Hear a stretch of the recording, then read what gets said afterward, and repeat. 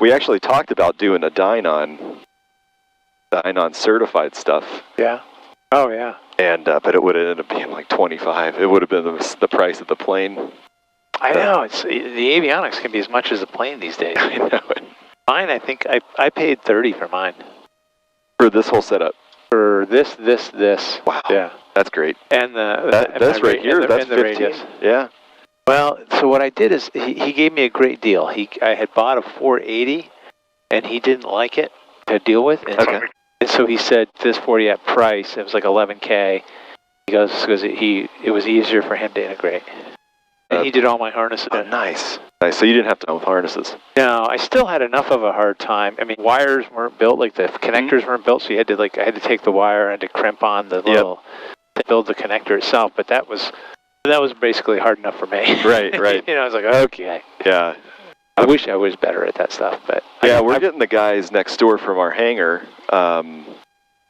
That Green Mountain Avionics. Yeah. We're doing the Garmin 430 and the two 275s with them. He's going to build us the harness. I said, well, you go ahead and you build it. I said, if you want flight time, if we'll put you on the insurance, you can fly the pants off the thing. Yeah. Or we can pay you. And he's like, well, let's think about that. I would really like to be able to fly the plane. Oh, nice. So we might be able to work something out there. Yeah. Just the ILS bars, so we can go up a couple. Oh, yeah, sorry about that. That's better safe than sorry, man. I'm glad you said that. I was like, oh, yeah, it does say What's ILS. Rick doing? It does say ILS. At Portland Tower, 95 Victor Tango, holding short of runway 29 on Alpha, ready for departure. 5 Victor Tango, Portland Tower, wind 310 at 13, gust 25. Proceed on course, runway 29er, clear for takeoff. On course, Middlebury, clear for takeoff, runway 29er, 95 Victor Tango. Even though she just gave us the winds, I always like to look at a windsock. Right over there, yeah. Yeah, there it is, yeah. So a little to the right.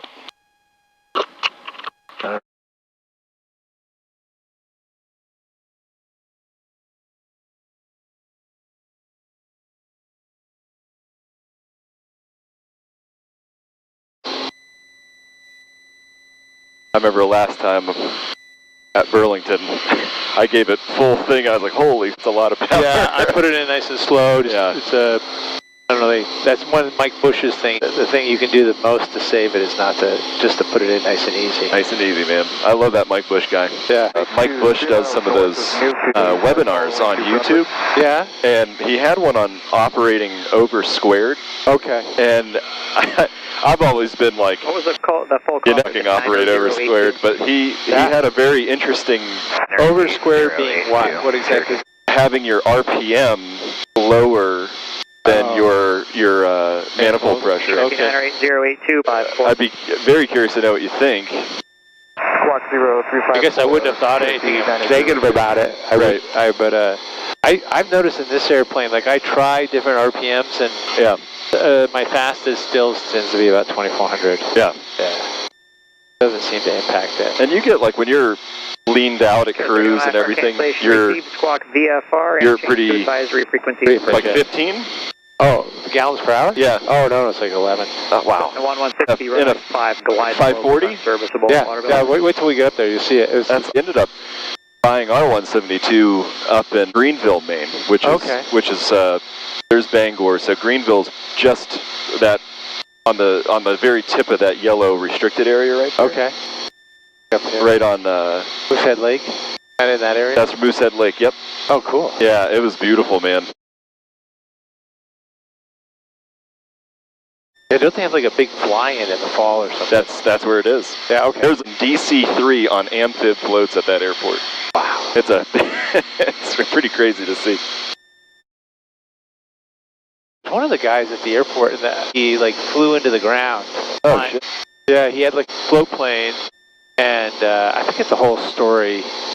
It was on some dude's wing, and you know, when you're flying low, you always are stepped up if you're the dash 2. Right. And he was stepped down and went schwack, and like hit the top of the tree. He had his wife in the airplane, and it was just like, that's not good. Yeah.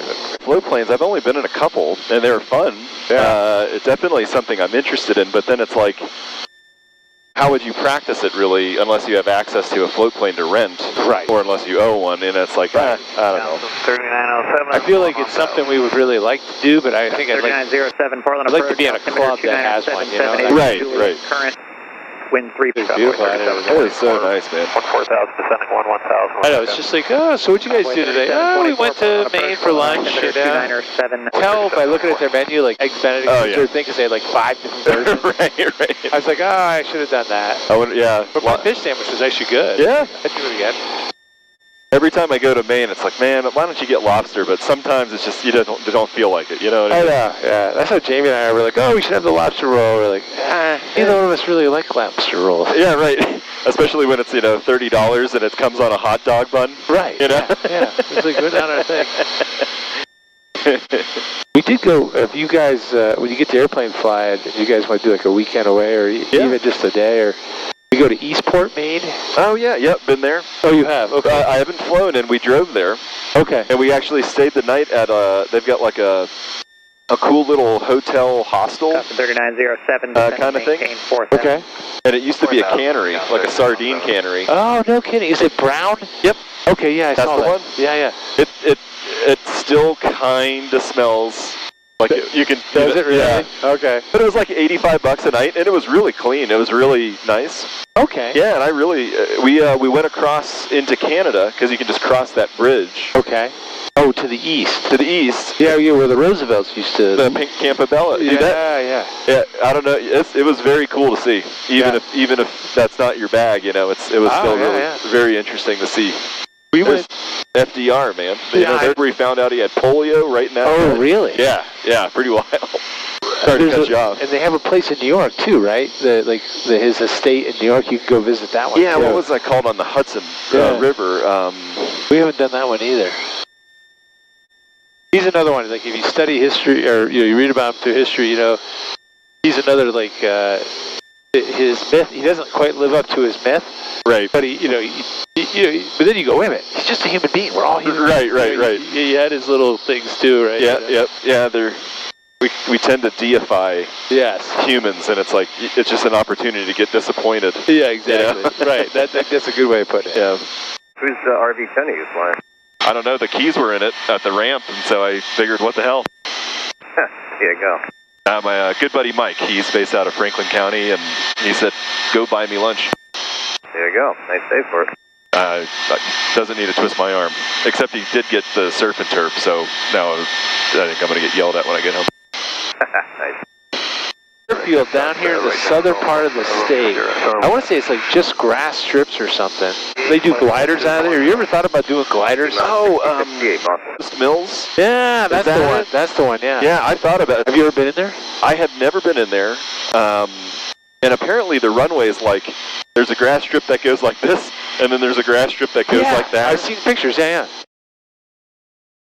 And I did talk to a guy that flew in there, another RV pilot actually. He flies 787s for United, and he flew in there. And there's like this museum. He calls it the Museum of Random. Ordinary things or something like that. Yeah, I think that might be it. And you like walk in, and he's like, but seriously, you get down there, it's like super. Like they have like the first type of toaster or something, but it's like then they have like the thing. It's like super interesting. And so I was like, yeah, you walk in there, it's right there on the Post Mills Airport. He was saying that they do hot air balloons a lot out of there until recently, and I guess there was like a really bad accident.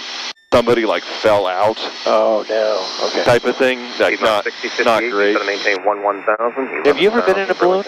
I have not. I haven't either. Yeah. And my wife being from New Mexico with the. That's probably 9 or 4 inches. You would have thought that she's like, no, I'll never do it. It kind of. I mean, I've heard it's beautiful. It's like silent, and you're just like floating. Yeah. It seemed like it'd be kind of a cool experience, but. Wisconsin 38. I don't know, man. I think I'm good. Just let me know when you get the home drone in sight there. Okay, thanks, mate. Home drone. Yeah, I heard he probably won't switch us to Burlington. Okay. Where he's like right on the edge. Portland for lunch. Becky's Diner. Nice. That was really good, man. That's, I don't know, maybe a 12-minute drive, but if you got a courtesy car. I was going to say, so you go northeast and get the crew car? Yeah. We only got one speeding ticket, but yeah, it was worth it. Nice. Like you said, the DMs are guys who used to have trained, they used to run the aviation now. Yep, they don't know. You say where the elevator on the airplane is, and they're like, "Well, it doesn't have an elevator. It's not a building." You know, that's what they're thinking. You know. Come on, Billy. Middlebury traffic 95 Victor Tango, about 3 northwest, 45 left downwind, runway 1, Middlebury. Altitude. Perfect. So it's 100 knots on downwind, pretty good wind from the north, so you probably just a little bit, I'll tell you when it's right behind the wing, that's probably about time to start. Okay, there you go, you've got probably a good time to turn. Okay. So just kind of hold your nose up to get 80 knots. Middlebury traffic 95 Victor Tango, left base 1, full stop, Middlebury. Middlebury traffic 95 Victor Tango, turning final, runway 1, full stop, Middlebury.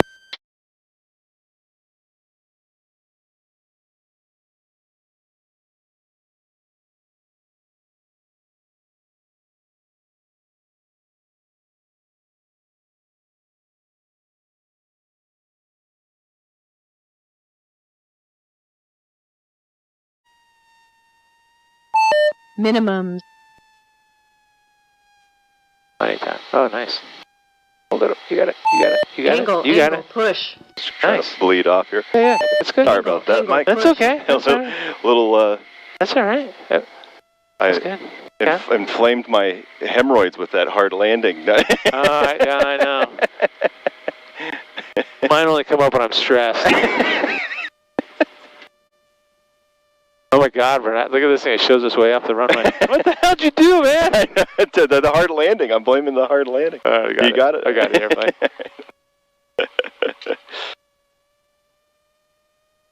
We're not even on the runway. Where'd Rick land? I'm flying with that guy again. Actually, it looks like because they did lengthen it. But I don't, speaking of the train station guys running the airport, they still haven't sent the update. Oh, no kidding. To the FAA to update the new length of the runway. And rumor has it is they don't want to because they don't want bigger airplanes flying in here. Oh, no kidding. How long is the runway now? It's like 38. Oh, because it says right now, it says like 31 or 32, yeah. 25, man. Oh, really? Yeah, yeah. Oh, yeah, 25 right there. Yeah, look at that. You know?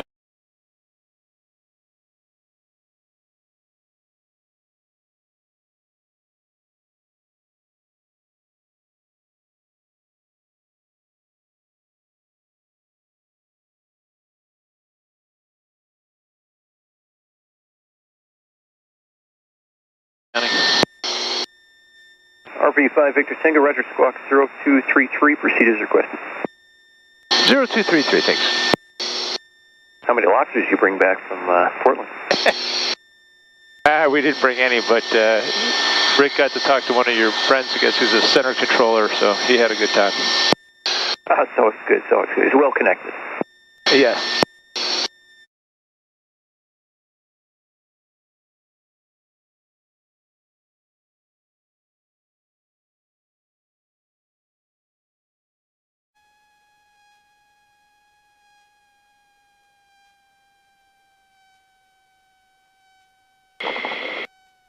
Ah, was a nice one.